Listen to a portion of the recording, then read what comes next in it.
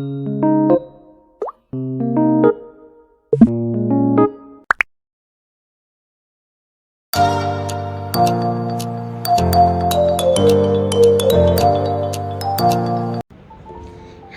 everyone!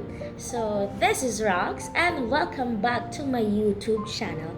Guys, feel free to share and like my videos and please do subscribe, and kung marami kayong time, pakiclick na rin naman po yung notification bell below for you to be notified whenever I upload new videos. Thank you! Okay guys, so for today's vlog, we will be doing another unboxing dito sa aking channel. Yup, you heard me right, another unboxing. And alam ko rin naman na nabasa niyo na yung title ng video na ito. So, wag na nating patagalin pa. Okay?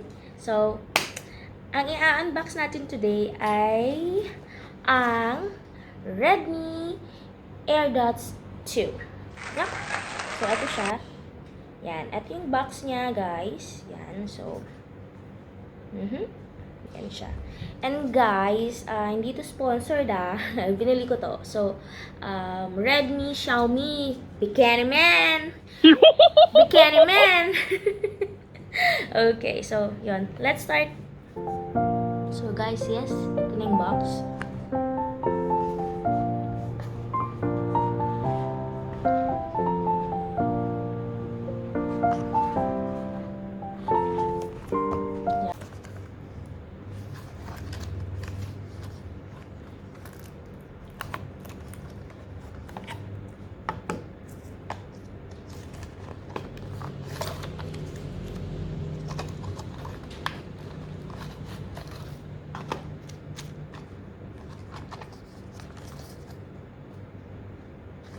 So, yun guys, yun lang yung kanyang laman. So, yun. Ay, sorry. So, ang ating Airdots. Yup. And, kanyang manual, user manual. And, yup, naka-Chinese siya.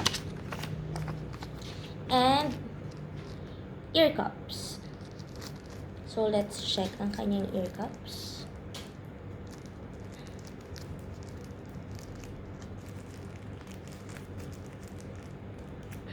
Ay, nako.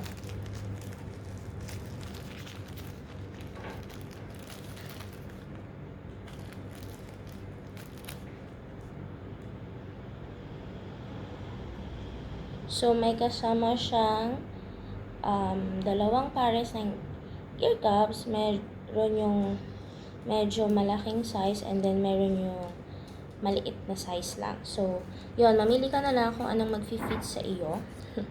Yep. And, eto na siya guys. Okay guys, so for the Airdots weight, it's 35.4 grams. And then, for charging time naman ay 1 hour and 30 minutes siya. And the case charging, it takes 2 hours. Yup. And for the maximum distance, abot siya for 10 meters. And Airdots case battery life is 300 mAh. Yup. And of course, ang connection niya ay Bluetooth. And the charging port is still micro USB. So, yun. Nakakasad siya kasi hindi pa siya naka-Type-C. Yan. Ito yung kanyang charging port. Yep. And guys, walang kasamang charger or cord sa loob ng box. So, yun. So, eto siya. Yan. Yun siya. Okay. So, tignan natin yung Airdots.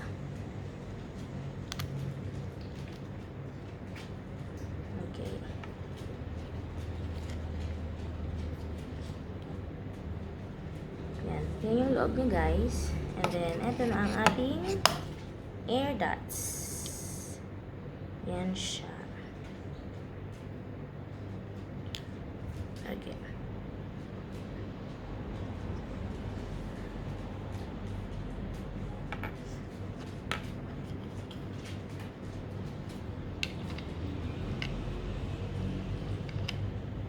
And guys, look, magnetic siya. Ay, ano ba yan? Ayaw na yan lumabas. Yan o. O. O, diba? O.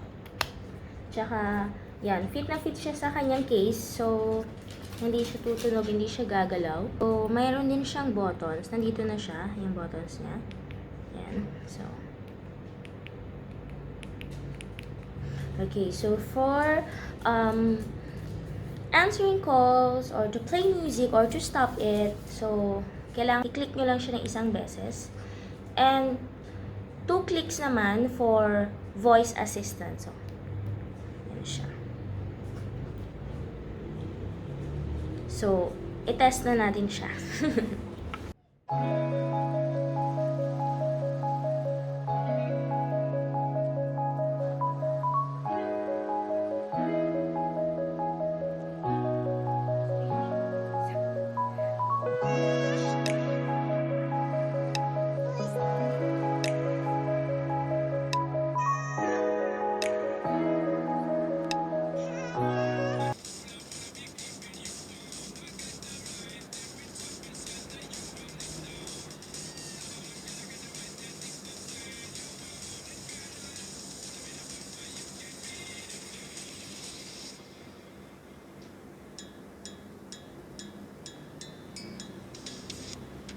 Okay guys, so that's all for this video. So thank you for watching guys. Feel free to share and like my videos and please do subscribe.